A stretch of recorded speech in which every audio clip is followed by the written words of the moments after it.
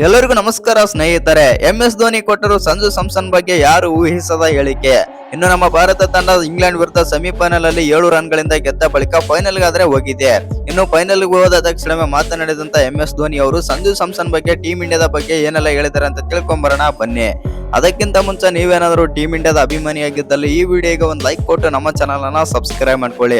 ಹಾಗೆ bell icon ಅನ್ನು all ಇಟ್ಕೊಳ್ಳೋದು ಮರಿಬೇಡಿ. ಇನ್ನು ಇದೀಗ ನಮ್ಮ ಭಾರತ ತಂಡ ಇಂಗ್ಲೆಂಡ್ ವಿರುದ್ಧ ಸೆಮಿಫೈನಲ್ ಪಂದ್ಯದಲ್ಲಿ 7 ರನ್ಗಳಿಂದ ಗೆದ್ದು ಫೈನಲ್ ಗಾದ್ರೆ ಹೋಗಿದೆ. ಅದಕ್ಕೆ ಪ್ರಮುಖ ಕಾರಣ ಅಂತಂದ್ರೆ ಬ್ಯಾಟಿಂಗ್ ನಲ್ಲಿ ಸಂಜು ಸ್ಯಾಮ್ಸನ್. ಹೌದು ಸ್ನೇಹಿತರೆ, ವೆಸ್ಟ್ ಇಂಡೀಸ್ ಕೂಡ ಒಂದು ಒಳ್ಳೆ ನಾಕ್ ಆಡ್ತಾರೆ ಮತ್ತು ಒಳ್ಳೆ ಇನ್ನಿಂಗ್ಸ್ ಆಡ್ತಾರೆ. ವೆಸ್ಟ್ ಇಂಡೀಸ್ ನಲ್ಲಿ ಸೋಲ ಪಂದ್ಯವನ್ನು ಗೆಲ್ಲಿಸಿಕೊಡ್ತಾರೆ ಸಂಜು ಸ್ಯಾಮ್ಸನ್. ಇದೀಗ ಸೆಮಿಫೈನಲ್ ಅಲ್ಲೂ ಕೂಡ 89 ರನ್ಗಳ ಕೊಡುಗೆ ನೀಡಿ ನಮ್ಮ ಭಾರತ ತಂಡಕ್ಕೆ ಗೆಲುವಾದರೆ ತಂದು ಕೊಡ್ತಾರೆ. ಹೌದು ಸ್ನೇಹಿತರೆ, ಎಸ್ಪೆಷಲಿ ಹೇಳ್ಬೇಕಂತಂದ್ರೆ ಸಂಜು ಸ್ಯಾಮ್ಸನ್ ಅವರು ಯಾವ ತರ ಫಾರ್ಮ್ ನಲ್ಲಿ ಇದ್ದಾರೆ ಈಗ ಸದ್ಯದ ಮಟ್ಟಿಗೆ ಅಂತಂದ್ರೆ ನಮ್ಮ ಟೀಮ್ ಇಂಡಿಯಾ ನ್ಯೂಜಿಲೆಂಡ್ ವಿರುದ್ಧ ಗೆದ್ದು ಫೈನಲ್ ಅಲ್ಲಿ ಕಪ್ ಹೊಡೆದ್ರು ಅಚ್ಚರಿ ಇಲ್ಲ. ಆ ರೇಂಜ್ಗೆ ಇವತ್ತು ಫಾರ್ಮ್ ನಲ್ಲಿ ಆದ್ರೆ ಇದ್ದಾರೆ ಅಂತ ಹೇಳ್ಬಹುದು ಸಂಜು ಸ್ಯಾಮ್ಸನ್ ಅವರು.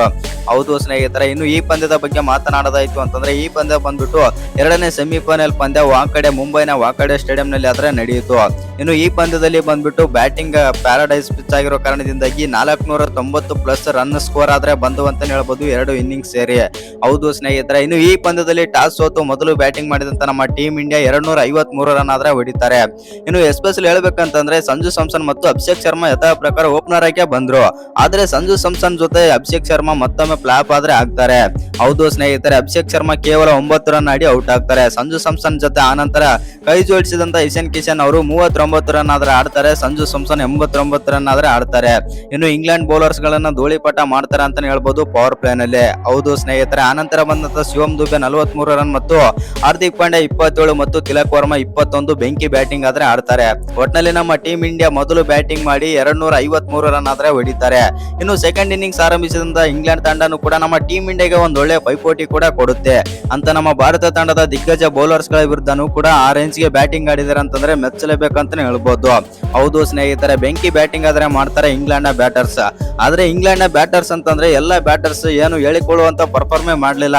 ಆದ್ರೆ ಜಾಕಬ್ ಬೆಥೆಲ್ ಸೆಂಚುರಿ ಮತ್ತು ವಿಲ್ ಜಾಕ್ಸ್ ಅವರ 35 ರನ್ ಒಂದು ಒಳ್ಳೆ ಕಾಂಟ್ರಿಬ್ಯೂಷನ್ ಇಂದಾಗಿ ಇಂಗ್ಲೆಂಡ್ ತಂಡ ಬಂದ್ಬಿಟ್ಟು 246 ರನ್ ಆದ್ರೆ ಹೊಡಿತಾರೆ. ಇಲ್ಲಿ ಮೇನ್ ಆಗಿ ಮಾತಾಡಬೇಕಾಗಿದ್ದು ಜಾಕಬ್ ಬೆಥೆಲ್ ಅವರಿಗೆ ಇನ್ನೊಬ್ರು ಯಾರಾದ್ರೂ ಸಾಥ್ ಕೊಟ್ಟಿದ್ರೆ ನಮ್ಮ ಟೀಮ್ ಇಂಡಿಯಾ ಈಸಿಯಾಗಿ ಆದ್ರೆ ಸೋಲುತ್ತಿತ್ತು. ಆ ರೇಂಜ್ ಗೆ ಬ್ಯಾಟಿಂಗ್ ಆದ್ರೆ ಆಡ್ತಾರೆ ಜಾಕಬ್ ಬೆಥೆಲ್. ಒಟ್ಟಿನಲ್ಲಿ ನಮ್ಮ ಟೀಮ್ ಇಂಡಿಯಾ ಗೆದ್ದು ಫೈನಲ್ ಗಾದ್ರೆ ಹೋಗಿದೆ ಈ ಪಂದ್ಯದಲ್ಲಿ. ಇನ್ನು ಈ ಪಂದ್ಯ ಗೆದ್ದ ಬಳಿಕ ಮಾತನಾಡಿದಂತ ಧೋನಿ ಅವರು ಸಂಜು ಸ್ಯಾಮ್ಸನ್ ಬಗ್ಗೆ ಆದ್ರೆ ಮಾತಾಡಿದ್ದಾರೆ. ಅಷ್ಟಕ್ಕೂ ಸಂಜು ಸ್ಯಾಮ್ಸನ್ ಬಗ್ಗೆ ಏನೆಲ್ಲ ಮಾತನಾಡಿದ್ದಾರೆ ಅಂತ ನೋಡೋದಾಯ್ತು ಅಂತಂದ್ರೆ ಸಂಜು ಒಬ್ಬ ಒಳ್ಳೆಯ ಆಟಗಾರ ಮತ್ತು ಅವನು ಯಾವ ಸ್ಟೇಜ್ ನಲ್ಲಿ ಪ್ರೂವ್ ಮಾಡಬೇಕು ಮತ್ತು ಆ ಸ್ಟೇಜ್ ನಲ್ಲಿ ಆದ್ರೆ ಪ್ರೂವ್ ಮಾಡ್ತಾ ಇದ್ದಾರೆ.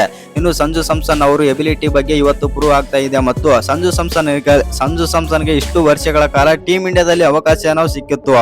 ಆದ್ರೆ ಅಂತ ಸ್ಟೇಜ್ ಆದ್ರೆ ಸಿಕ್ಕಿದ್ದಿಲ್ಲ ಮತ್ತು ಪ್ರೂವ್ ಮಾಡುವಂತ ಸ್ಟೇಜ್ ಆದ್ರೆ ಸಿಕ್ಕಿದ್ದಿಲ್ಲ.